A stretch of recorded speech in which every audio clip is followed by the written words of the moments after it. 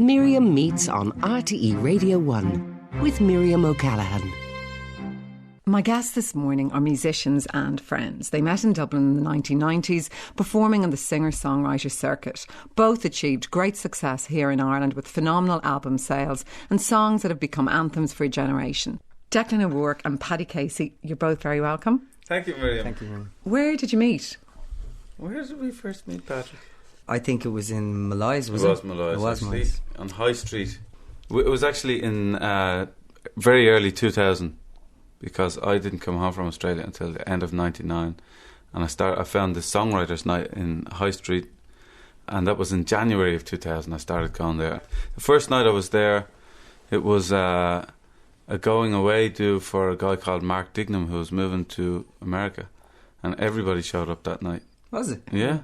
God bless your memory. Is it like a singer-songwriter's love-in or haunt? Or there was lots of them around town, but that was a new one at the time. Yeah, I don't remember. I never really went to that one, actually. So. That was the first night I ever played any of my songs live in public, and a few people came in that night. Gemma Hayes, I think Damien Dempsey might have come in, a few people like that.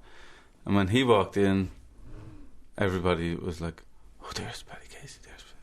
And I didn't know who that. I didn't know who anybody was, but he was obviously, a figure of note.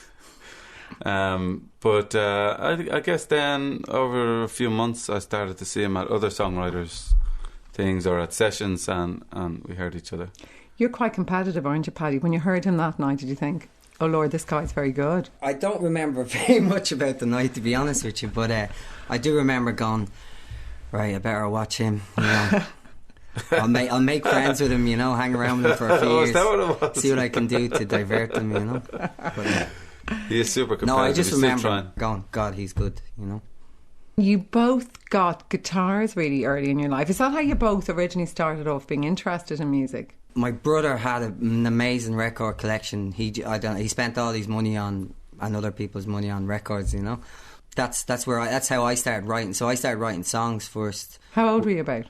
I don't know. I was big into hurling, so hurling was my main thing for years. And then I think the music just started creeping in, and somewhere they kind of early teens, faded. Kind of? No, this was like 10, or I started writing songs from about 10 or 9 or something. You were a good hurler, weren't you? I was a very good hurler. I was the best in Ireland, actually. Would you like to have been like a big hurling champion? No, I still think that I could probably play for Dublin if I gave it a few You did play weeks for rest. Dublin, didn't you? No, but I mean properly, It's a good year to try, apparently, the Dubs, So when did you first start playing a guitar? First started playing when I was about 12.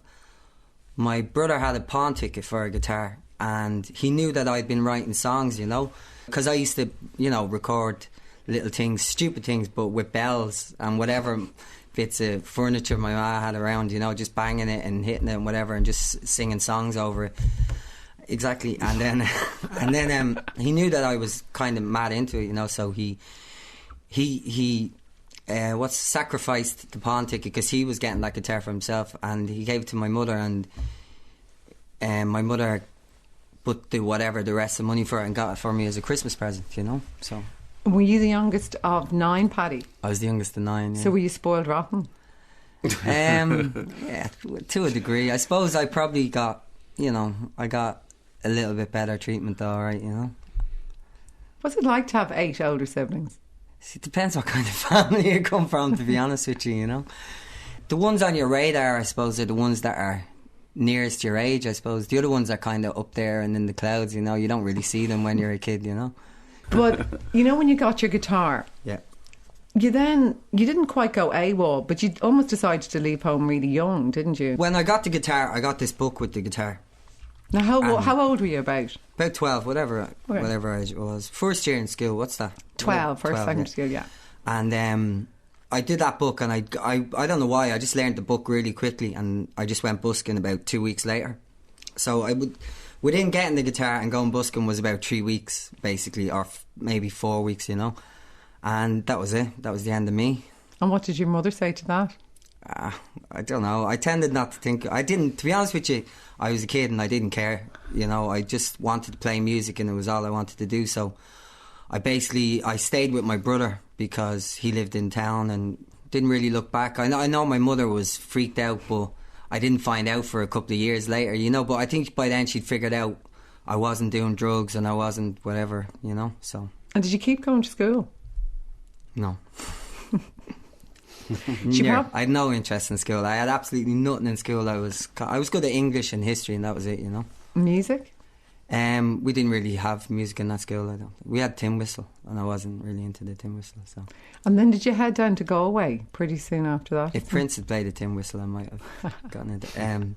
I busted in Dublin for the first year, and then I met another guy who was roughly the same age. He was about a year older than me. His name was Colin, and I had been to Galway for a week. It's all very fantasy and Lord of the Ringsy, but I had been there a while before, and I thought it was this mystical, magical place, you know. It is. It kind of is, yeah. It still is. It's still got a lovely atmosphere to it. And I said, when you see this place called Galway, it's beyond the clouds. Let's go. So the two of us went hitching to Galway, you know. And did you love it when you got there? It was great. Dublin was really good for busking, and there was great people around and stuff, but it was a little bit, I suppose, seedier at night, and we did a lot of our busking at night. And now the people, don't get me wrong, the people around, all the homeless people and stuff we knew and whatever, they were grand, but there was just an edge to it that Galway didn't have, and Galway was kind of, you know, it was nice and relaxed and chilled, you know, at the time anyway, you know. And you guys were so young. I mean, you still would have been about 14 or something. When did you get your first guitar, Declan? I got one when I was about 6 and I broke it. Deliberately? I think it was my father's guitar that his mother had given when he was a kid, and he asked me to look after it. He gave me this guitar, and it was broke very quickly. I think I was running up and down the street playing this thing, and it didn't last. And then I got another couple of Santa Claus and stuff, the same thing. Didn't know what to do. I just broke strings, and then they'd sit in the corner for a couple of years. But when I was about 14, I was 13. I was living in Australia, and somebody gave me a guitar and showed me 2 chords, and that was it then. And I was a bit like himself then. I just started to just play the guitar all day, you know, first thing in the morning, playing it in bed. Did you do that? I slept with my guitar most nights for the last 20 years. Do you still? Then, I still do, yeah. You still? But you're from Ballyfermot, Declan. How Yeah. did you end up in Australia? My parents emigrated when I was 10, and we stayed in Australia for about 4 years. And did they go for kind of economic reasons for work? Yeah, well, you know, there was a call on for tradesmen at the time. They were looking for people to come out to Australia, and my dad's a carpenter. And so and my mum has a brother in Australia. He was there for like 30 years at that stage or whatever. And I guess they always wondered what would it be like. You know, there was a lot of people emigrating then and looking for a better life. And so I think they just said, let's chance it. And we stayed for 4 years, and my mother was from a very big family, even bigger than his and yours. And so she was running up astronomical phone bills, and they said, okay, let's look at this. I think we'll go home, you know. Because she was so homesick. She was so homesick, yeah. But those guitars you got, if you hadn't got guitars and been musicians, what would you be doing? To be honest with you, the only thing I was good at was hurling. So, and yeah, well, I won't tell you what else I was good at, but hurling, yeah. And if you hadn't been a musician, what would you be doing? I'd be an artist, I think. No, I always liked drawing and painting. I was quite good at that, and it was always going to be one or the other. But one just took over the other completely. But the nice thing today is you're going to sing live for me, both of you. We're going to start off with the song of yours, Paddy, which is Saints and Sinners. Mm-hmm. Actually, even the taxi driver today, when we booked your taxi, said, oh, is that Paddy, Saints and Sinners? How long ago did you write it? That one's got a funny story, actually. I wrote that about 2 years before Living actually came out, which was the big album for me. And I sent it to the record company, and they hated it. They said, what's that? You know, we don't get that. And then I sent it, I tried it a little bit. I remember actually the first time I was in your house. Did you hear that version? You said to me, what do you think of this? Can I play you something? What do you think of that? And I said, that's pretty cool. And you're like, yeah, they said it's crap. And then, I recorded it a couple more times and sent it, you know, in slightly different versions or whatever. And and they just didn't get it. I think what got it in the end was the beat. I think people just went for the beat of it, actually. And it's What probably is it one about? of the least happy songs I've ever written. Well, it kind of came from knowing a few people I'd met on the street and stuff who had, you know, fairly decent lives and families or whatever, and they just, for whatever reason, through either fault of their own or just their businesses falling through, ended up homeless or whatever. And I think the gist of it was, you know, the power that certain institutions have to sign your life away. And I know that doesn't come across in the song, and I'm probably ruining it for loads of people now by saying that, but it was kind of, at the time, it was about, I suppose, how somebody can sign a piece of paper and that's you ruined. Do you know what I mean? Just by a piece of paper. But loads of people think it's a big happy song and that's it. They're just never going to listen to it again, you know? Well, knowledge is power. Yeah, everybody's going to listen to it now. It's a beautiful song. I love it. Go over there. You're going to take your guitar and sing that verse now.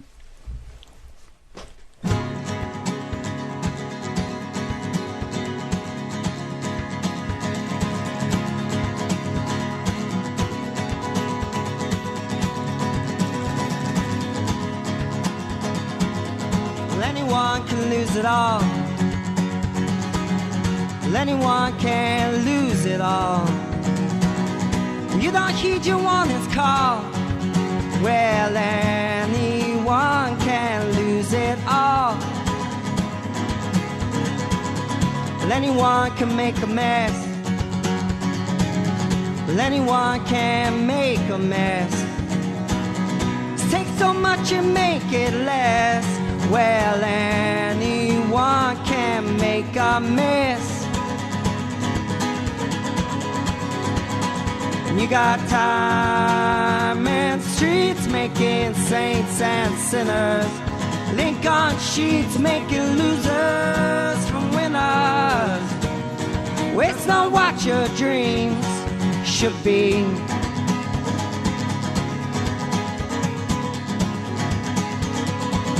Well, anyone can be a saint. Well, anyone can be a saint. Well, you just forget that you ain't. Well, we can go and be a saint.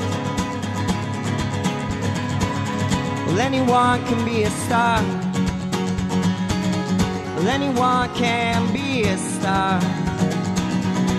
Not just get in your car, man, we can go and be a star. You got time and streets making saints and sinners. Lincoln sheets making losers from winners. Waste not what your dreams should be.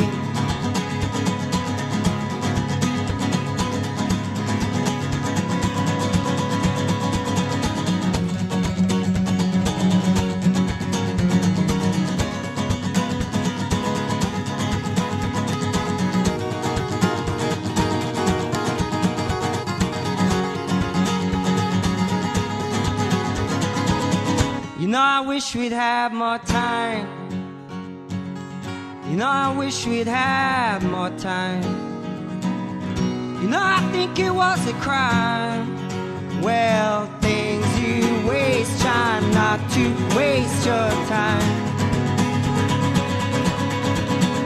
You got time and streets making saints and sinners.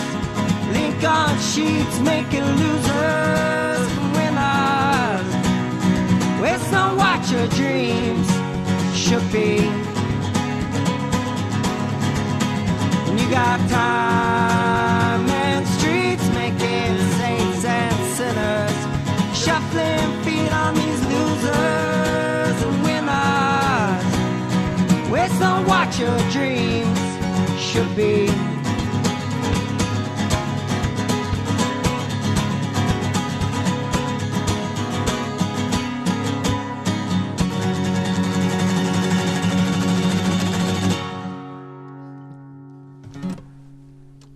I really love that song. Do you like that song? I love that song, yeah, yeah. I made that song, really. Didn't I write that one for you? You did, yeah. Come on, out with it now. You There played was that with them. day when I told you about the guy but the rainbow in the sky and the guy who lit the star. Do you remember that day I was telling you that stuff? Yeah. The Galileo one.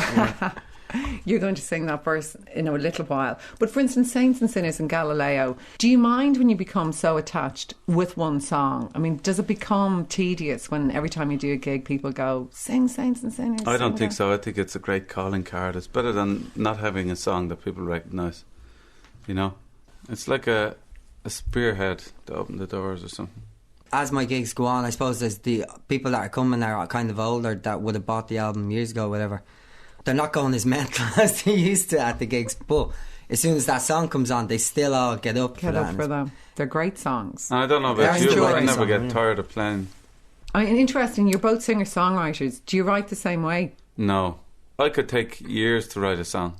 Some songs take years. It's very rarely that I write them quickly. Do you write the music first or the words first? I write them together, but I have to know kind of what I want to achieve before I start, if you know what I mean. How do you write, Paddy? Complete opposite. I refuse to work on anything. I'm a firm believer in the, you know, if needs must or whatever, it'll find its own way into the world, you know. But like when you read about someone like Bert Bacharach, he literally goes in and it's almost like he's at a desk job. He goes in the morning and he writes songs, but you don't do that, Paddy. I probably wouldn't have that clarity of whatever. I think we're all afraid to do that. Why? You're afraid that nothing will happen and that it won't work, and so we all believe it's this divine thing that you have to wait for and that you're not in control of it. I don't believe that. But like, would dishes is a good way. Washing the dishes is a really good way to write a song. Seriously, or joking? Oh, that's very true. Yeah, especially if you get stuck on something. If you walk away and do something completely meaningless and mindless, sometimes you'll just kind of get something will click and you kind of go and you hear it, you know. Do you ever get writer's block? I had it for about a year and a half, going back 2 or 3 years, and I had to examine all of this stuff we're talking about, and that's where I learned that you are in control of it. You can turn it on and off whenever you want. That's what I believe. Do you ever get blocked? No. I had this thing for a couple of years when the internet was starting up or whatever, I'd read stuff people would say, and that wrecked my head for a while, and that probably gave me a little bit of a writer's block. You shouldn't really read that though. I know, I don't anymore, but I did. Oh, you fall into the trap sometimes because you're looking for good stuff. But you like one of the first songs that Declan wrote, which is Crown of Thorns, isn't it? Mm-hmm. Why do you like that, Paddy? Because he's going to sing it for us now, Declan is, but why do you like that of his? Lyrically it's brilliant, and the whole vibe of it is really good, you know. Was this the first song that you wrote that you were happy with? I think it's the first song that I wrote and I kind of went, okay, that's a complete song. This is a song. Yeah. I don't want to give him a big head, but he's got a lot of songs that he throws away, you know. He doesn't play this song live. I'm like John West. It's about the fish you throw away that makes the other ones. Oh, is it? Are you going to play with him on this as well, Paddy? Come on, you can noodle along here. Great, both.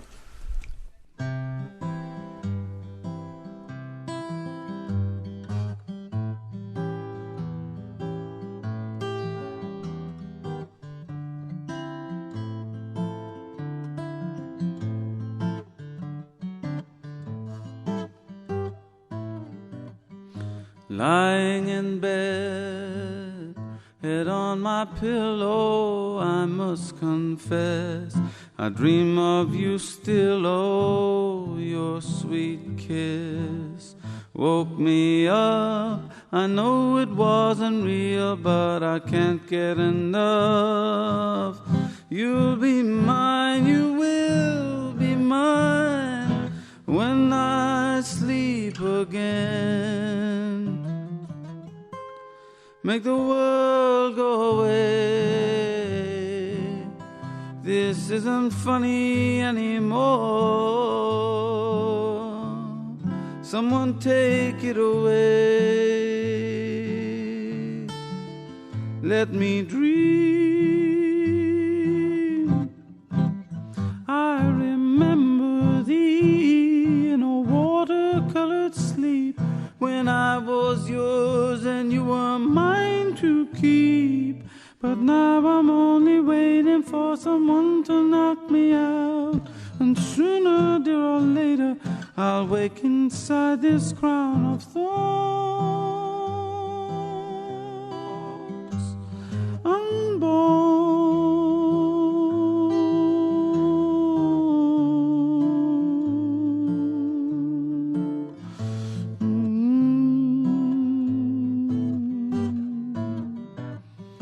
Lying in bed, waiting for sunset, I must protest. It's only just midday, your sweet face calls to me. There isn't much to do now but daydream. You'll be mine, you will be mine when I sleep again. Make the world go away. This isn't funny anymore. Someone take it away. Let me dream, even just for a day. Then I won't ask for any more. Someone take it away.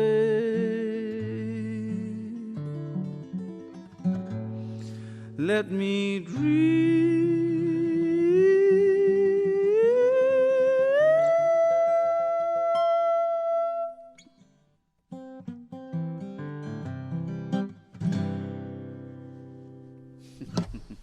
That's a gorgeous song. Thanks for getting him to play that one. It actually is gorgeous. Thanks, guys. Yeah. Have you ever written a song together? I think we nearly did once or twice, and there was a bit of an argument, so we stopped. There weren't arguments. There was nothing broken. We've been talking about it for a while, saying we must write something, because we never have something to play actually together, despite the amount of times we end up on stage together. So we're gonna have a go. We started messing last week, but the rule is we have to write only absolute classics, isn't it? So what's a classic? Just an absolute ripper of a song. You have to cry and laugh and feel ashamed and. Yeah, well, we'll give you an That's example of one shortly, verse. an example of a classic. And you shared a flat together at one stage, didn't you? What was it like living together? Had a house for about 4. No way. It was 4 4 years. It was 4, maybe 4.5. That's a long time. That's a long Yeah. time. Okay, be honest, Paddy.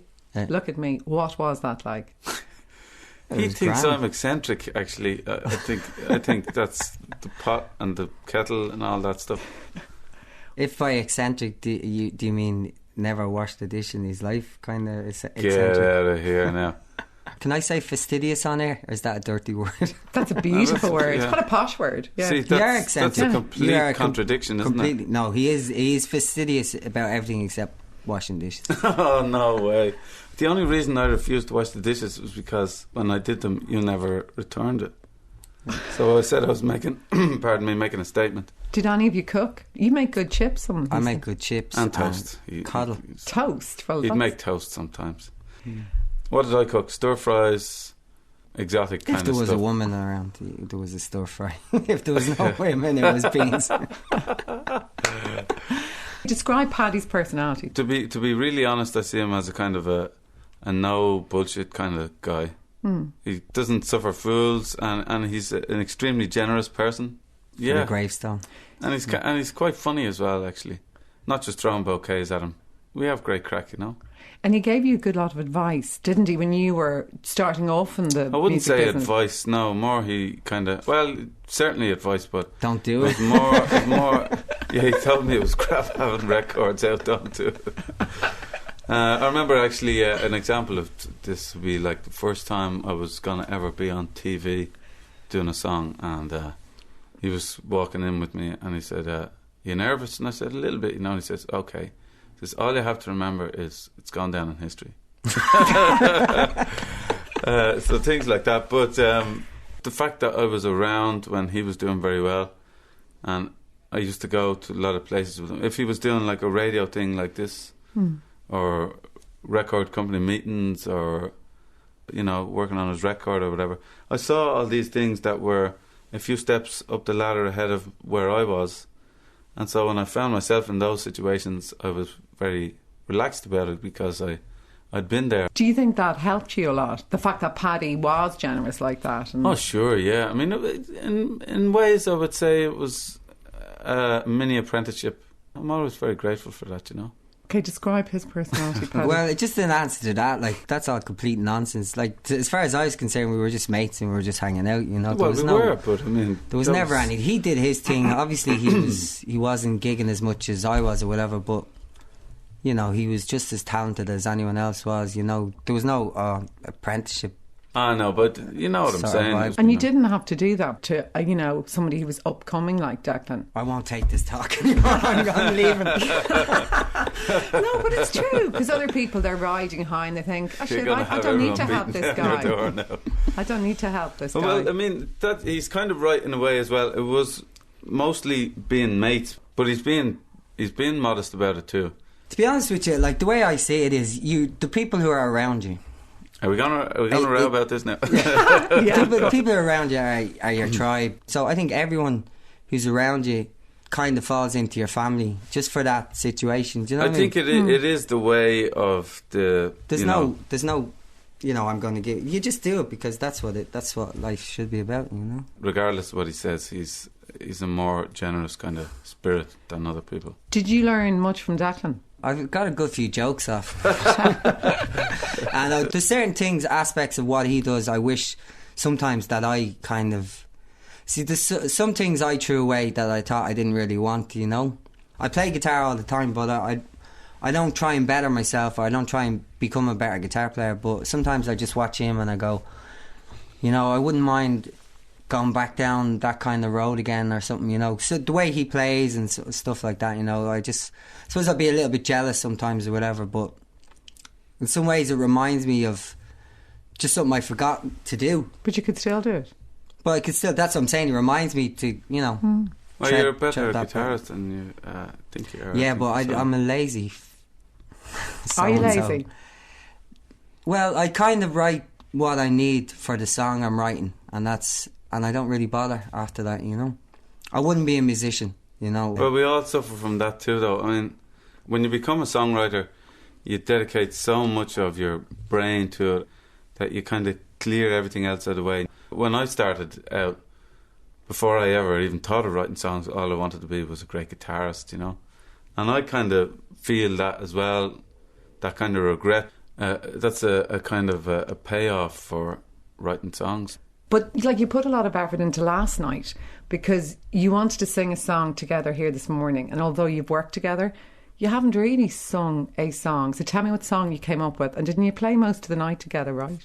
Your fingers are sore. Yeah, my fingers are sore. Yeah, we sat up and we went... I went through my iTunes collection, and for the life of us, we couldn't find one song where we could actually... Our voices actually matched each other, or they didn't just fall all over each other, you know? His voice is so high and mine is so low, they're not even close. So to find something that we could both sing in the same key, where we could take a verse each or whatever, was nearly impossible. It was getting to 4 o'clock or whatever, and we were gone. And 1 hour actually finding. So what did you come up with in the end? Great song, yeah. It's Louis... No, Neil Armstrong song. Louis Armstrong song, yeah. What a Wonderful World. Who wrote it? It's incredible. Now you're asking. A guy called Weiss and something else. Yes, yeah. They wrote it together. See, you two should write songs together. We're going to. We said, actually, let's pick one that'll be a benchmark for the kind of thing we have to do, yeah. Okay, go over now and sing this. Okay, let's do it.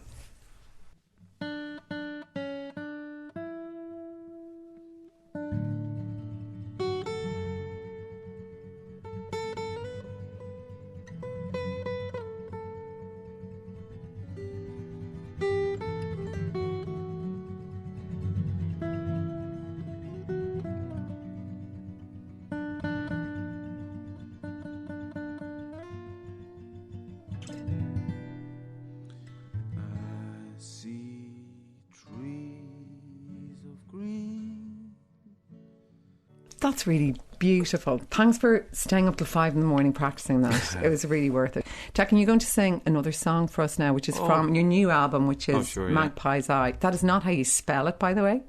It's spelled the way you hear it, Magpie's Eye. I thought the words Magpie's Eye sounded very Oriental when you repeat them a few times.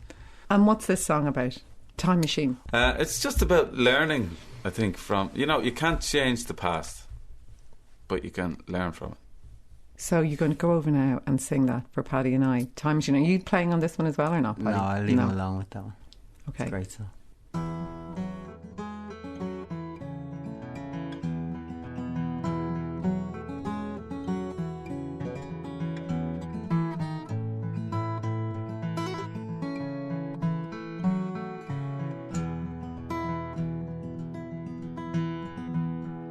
If I ever thought I had lost my friends, I'd roam this world till my back was bent to find them all, searching high and low. You can never have enough friends, this much I know. If I ever thought I could not be true to myself and do what I wanted to, at the same time I'd have to change my tune. Nothing better you can do than to yourself be true.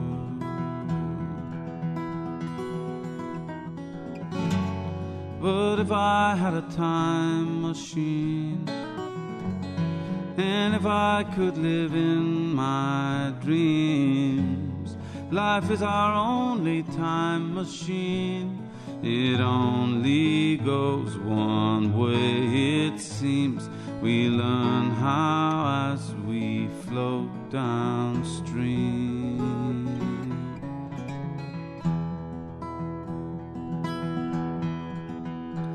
If I ever thought I had hurt someone, I'd haul a stone that would weigh a ton, till I learned to make good or take it back. Even the strongest pair of hands cannot take it back.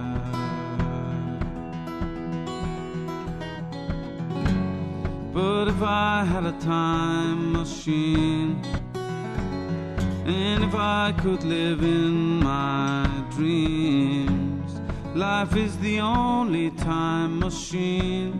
It only goes one way, it seems. We learn how as we float downstream.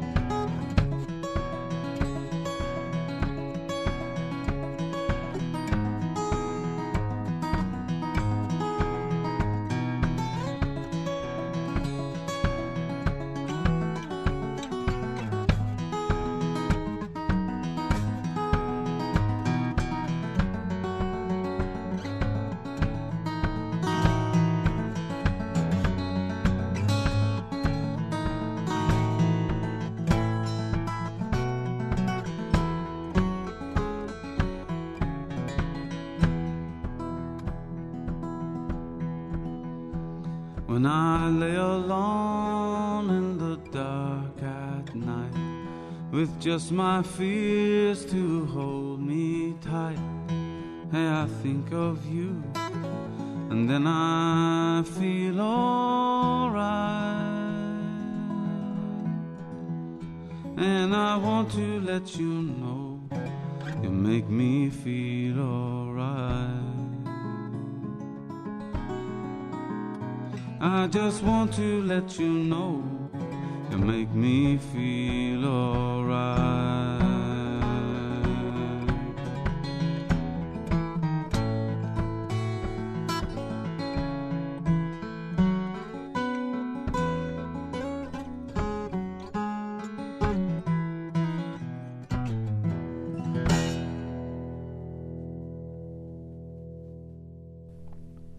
It's happy and sad, that song. It's a lovely song. Thank you. You're not with record companies at the moment, are you? Either of you? No. I think in this day and age, it's much easier to be independent and to be in control of your own music. Given the choice, if you can do that, I think it's much better. You know? And you, Paddy? Me, well, this is my first record without anyone else involved, except I'm working with a guy called Pat who's mixing for me, you know. What's it called, your new album? Well, there's about 3 of them actually. The one that's not out yet. I'm pretty sure the main album is going to be called The Secret Life of. I don't see you smiling and jumping for joy. That is big time going to change. Maybe that's not it. Do you reckon? I like that. I don't name. think that's No, going I to quite like that. That's a good The one. Secret Life of. And the other album. Just knowing you, I know you're going to change. I want to basically put out 2 records at once, but one is like a free album that comes with the first album. For some reason, since I stopped working with the label or stopped having people, you know, I've just been able to write non-stop, you know.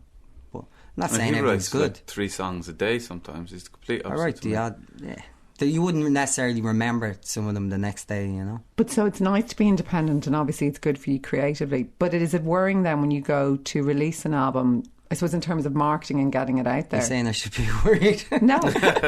Well, I haven't gone for that I'm yet. asking. I mean, I haven't got the finished Yeah, product you need in money my hand. to. Yeah. That's what record companies and things do. They loan you money, basically. But then they own you almost, don't they?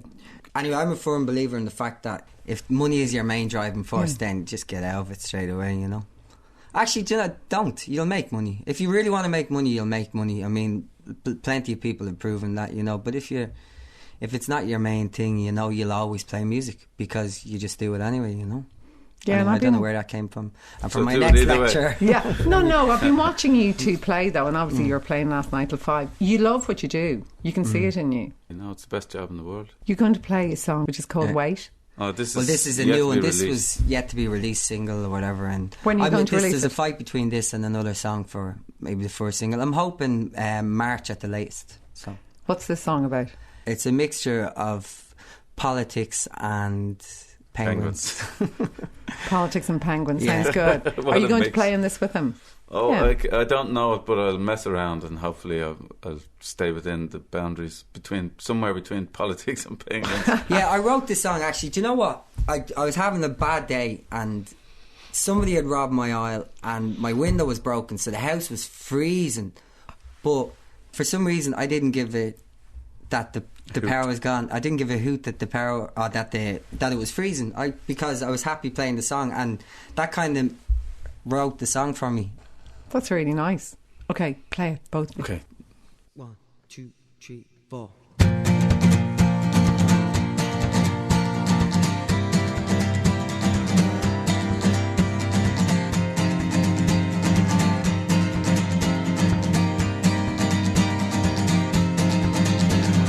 They say everything is broken,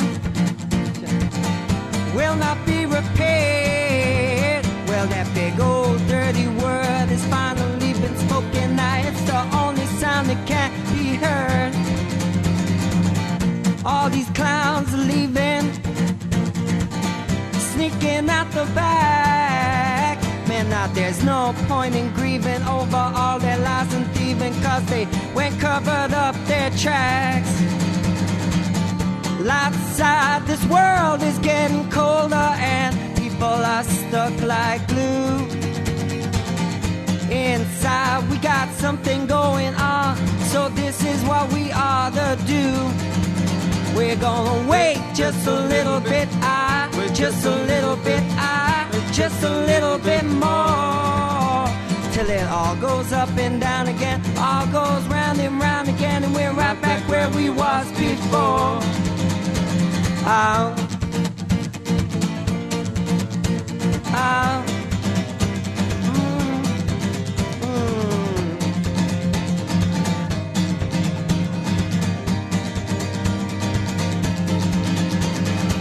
This world is nearly over. That's what people say. Well, experts are recommending a catastrophe is pending, so get ready for the final day. All the ice is melting. Well, the penguins got nowhere to go. started to feel the squeeze, and a volcano's gonna blow. Outside, this world is getting colder, and people are stuck like glue. Inside, we got something going on, so this is what we ought to do. We're gonna wait just a little bit, just a little bit, yeah, just a little bit more, till it all goes up and down again, all goes round and round again, and we're right back where we was before. What are these penguins gonna do? Can't keep them locked up in the zoo. They like to dance around just like you. What are these penguins gonna do? Outside, this world is getting colder, and people are stuck like glue. Inside, we got something going on, so this is what we ought to do. We're gonna wait just a little bit, just a little bit, just a little bit more, till it all goes up and down again, all goes round and round again, and we're right back where we was before. We're gonna wait just a little bit, wait, yeah, just a little bit, just a little bit more, till it all goes up and down again, all goes round and round again, and we're right back where we was before. What are these people gonna do? Oh, what about these penguins too? Oh no, it's down to me and you. What are these people gonna do? One for the road. We're gonna wait just a little bit, just a little bit, just a little bit more, until it all goes up and down again, all goes round and round again, and we're right back where we was before. What are these people gonna do?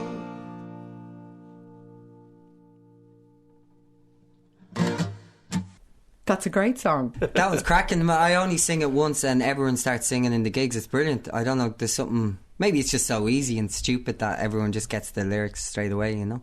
And it's going to come out in March. Well, hopefully, yeah, hopefully it's a fight between hopefully that. people don't have to wait too long. Yeah. And the album? Hopefully it'll be before summer, yeah. If not, I mean, there's always the option that people could just knock in and have a listen, you know. In your house? In my house. Have a cup of tea? Have a cup of tea. There you go. And obviously your latest album is out at the moment, isn't it? Yeah, and it's still in the shops, yeah. And how's your love life? My love life is great, yeah. Have you kids yet? I have a little boy from a separate relationship. He's 5.5. It's a sweet age. Oh, he's great, yeah. It's a great age, yeah. Is he Very musical? funny. He messes around on instruments, so I'm sure he'll end up playing something. Are you going to get him a guitar? I've got him a couple already. I've seen him dragging around the floor. Does that kind of thing, you know, so just let him do his own thing in his own time. And you've a daughter. Is she musical, Paddy? She's everything. I don't know where she came from, and I don't know where she got it from, but she's got this mad Beyonce voice, you know. Doesn't sound anything like her mother, and her mother's a singer, and her mother's a great singer, but nothing like her and nothing like me. But she's also very good at a lot of things. She teaches herself languages all the time and stuff. She can be anything, yeah. That's amazing. She's very, like yourself, she's a great imagination. As she was growing up, we recorded songs together, and she wrote songs off her own bat. I didn't say, sit down there and write an out song there, will you, now for your dad, and Big make word, him happy, little you know. word. Big word, little word. Yeah, do you remember that stuff? Yeah. She's 15 now. She's 16 now in a few weeks. So. But look, we're going to end on another classic, but it's Galileo. Just there's so many versions about why and how you wrote that song. Apart from the fact that Paddy claims he told you how to write it. But how did you go about writing it? Well, I picked up a book in a house I was working in called Galileo's Daughter. And I read just like the first page of it and got the gist of what the book was about. And then a friend of mine who I'd written songs with came to me, and we were going to write another song together. And he said he had a line for a song, I asked him what it was, and he said, "Who paints the sky?" And so I said, "Yeah, that sounds good." And a few days later, I rang him up and I sang him a chorus down the phone. I said, I made a chorus out of that. I changed it to a rainbow, and I sang it to him, and he said, "Oh, I don't like it that way. You do it your way, and I'll do it mine."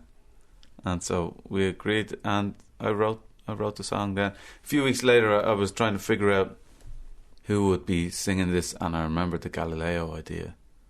And so the two came together, and that was it. It's a beautiful song. Thanks, Miriam. Paddy Casey, Declan Ward, thanks both very much. On sound, Tom Nolan, thank you very much to my producer, Eileen Heron. We're here at the same time next Sunday. Until then, thank you very much for listening. Miriam. And we're going out listening to Declan singing Galileo.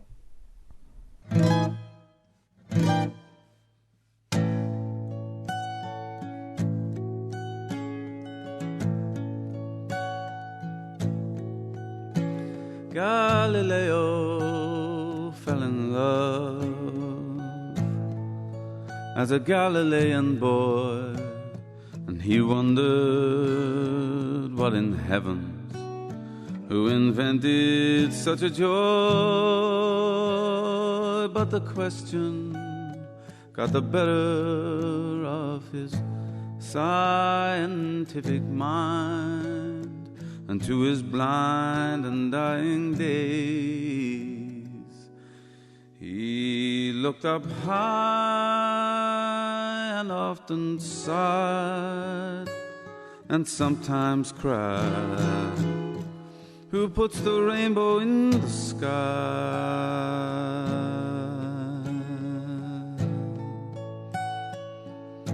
Who lights the stars at night?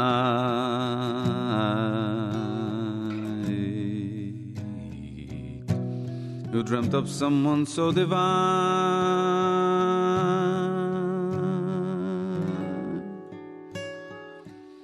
Someone like you and made them mine.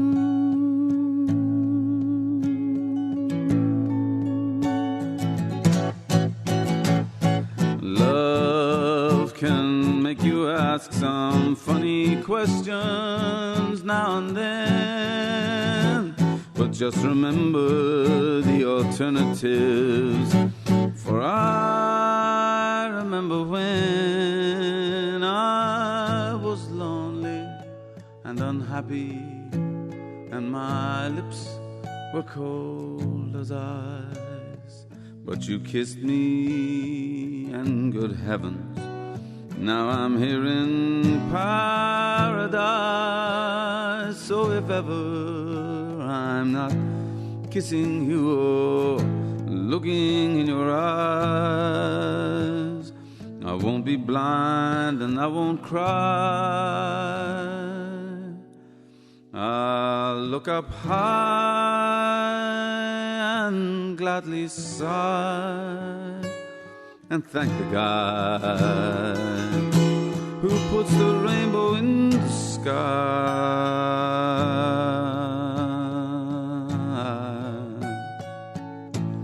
who lights the stars at night, who dreamt up someone so divine,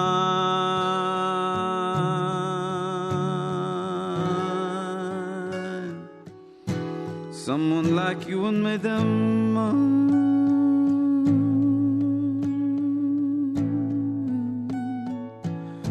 Someone like you and made them mine. Miriam meets on RTE Radio 1 with Miriam O'Callaghan.